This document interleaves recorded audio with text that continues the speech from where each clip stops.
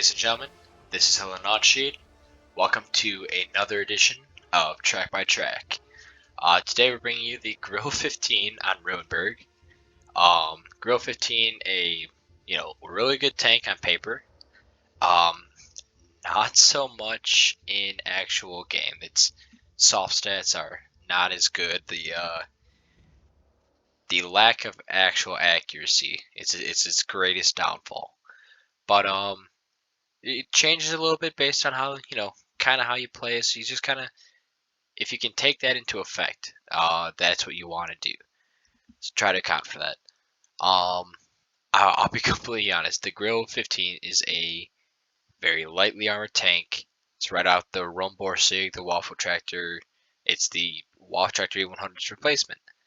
So it is still soft armored tank that is massively HE pennable. Hell, I think on this day in particular, I'm pretty sure I got penned in the Grille, by a T92 already for like 1200 damage. It was terrible.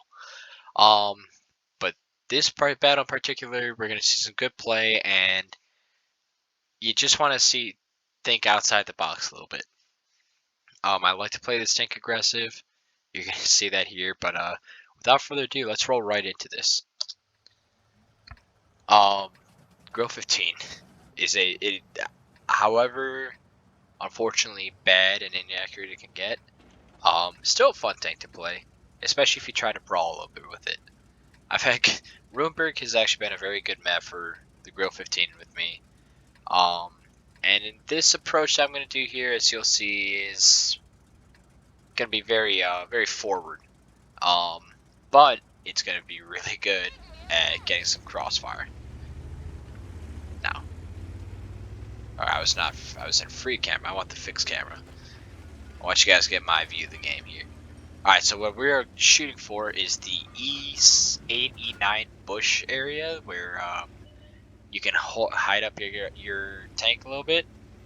As we see, the TNH is just hopping in there, and then they pop up with the ELC and pair of Burresques. But we get in here unspotted, which is outstanding, and we get a starting shot off on the TNH. Good 770 roll. That's as much as I can ask for, honestly. Even better that we're unlit. So I'm gonna get my reload in. I peek a little too early here, and I get lit by the ELC. But you just kind of stick it out, and we can finish them off. Now from here, I'm just looking to get these distant shots on their guys by what's cap here. So they got a Yag that's well and outside and peaked. So we're gonna hit him. We lose a Progetto. We've lost our ELC, so we don't have eyes, which is kind of rough. But we'll work with what we have, and good. Try to get another reload in on this on the Jaeger here. Unfortunately, that accuracy comes into play a little bit. I was trying to aim a little bit lower, and the shot went high. I get real lucky here. I went to peek and get into position again, and the Jaeger didn't shoot all the way through. His shot fell through. ELC shoots me, which makes me realize that I've been lit probably this entire time, which honestly, thankfully, nothing else really went after it. Our ISU finishes it off. Meanwhile, their Burresques are pushing up behind us. A quick look at the game, or at this, shows me that I really badly need to get out of here. The good thing is that the Burresques, the one is fully on reload right now, and the other took one shot at me here, misses, and then you're going to see in a second he gets a better aimed shot, and slams my ammo rack with, I think, the Charioteer or something else following his shot up behind it. But I chill out in the back here, and now I start just working to, aggression. The time for aggression's over here. So we're a little bit rough on this corner here. I'm looking for shots. Don't have a good one on the Charioteer. Look at the Burresque, see what I can do here. He pulls up just short and gets pushed off by the 122M. Excuse me, 122TM. I don't have shots on anything else, but this Charioteer pushes in, and I get a good shot off of him. And it's a good start. We start rolling it back a little bit. Unfortunately, we lose the ISU to that flanking Barask, but he gets cleaned up again by the 122. And then, so we're still looking at some distant shots protecting the rest of the team. Just trying to keep off whatever I can. I'm looking, and I know that the ELC is somewhere in this bush line. I'm trying to find him.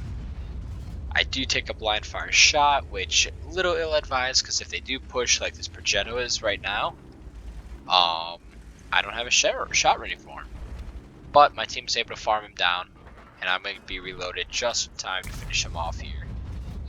But I mean, it's a slightly ill-advised shot, just because you don't know if they're pushing, if they're going to have full health, and you're going to be needed. But then my clanmate in the ELC gets lit and annihilated. The 122 looks like he hits him at about the exact same time. And our artillery, who got killed earlier, is telling us that there's a patent somewhere in mid, so I'm looking for that. And he pops up, takes me a second to catch him, and thankfully he has his turret turned towards a Progetto, and we get a good side shot to his turret. From here, the rest of the team starts wrapping him up. There's the double kill right there.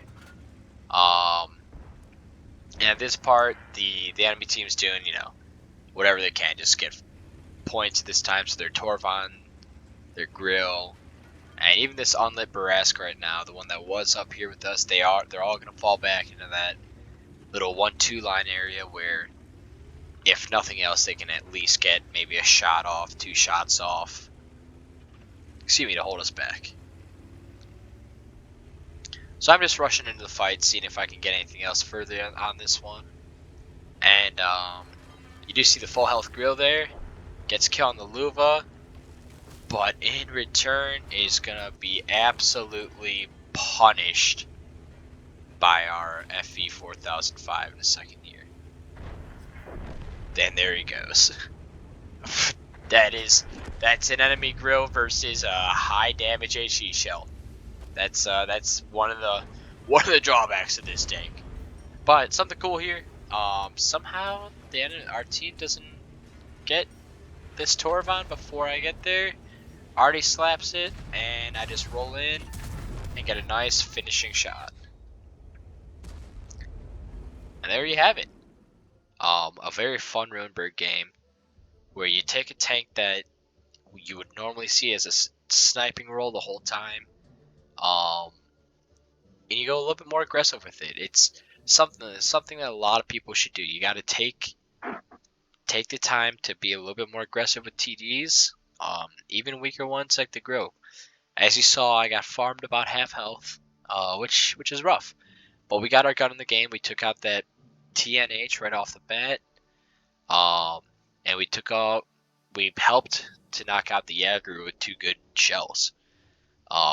That put us at 2,700 damage before we ended up abandoning that area because there were too many guys. Now, we also got lucky. Coming out of there, we got shot at maybe 3 or 4 times. Definitely enough damage in that to kill us. But we got lucky.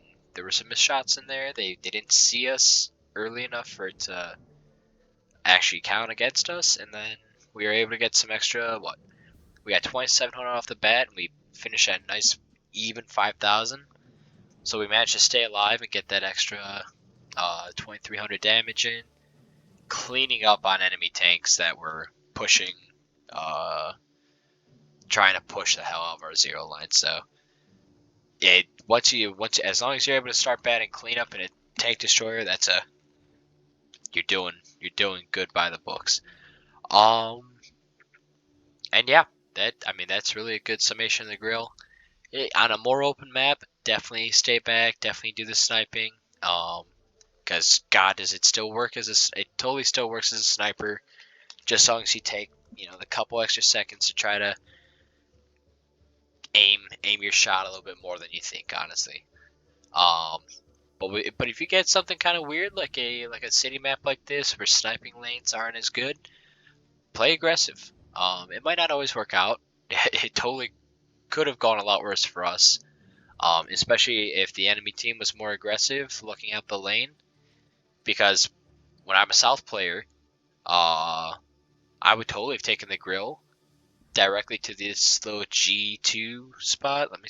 Can I ping the map? I can't. Okay, I didn't think I would. Well. All right, this spot right here. That's where I take the Grille if I was South. You tuck it away from any. You make it. These guys have to overpeak if they want you, and then you have a Grille pointed up and farming anything that gets lit here.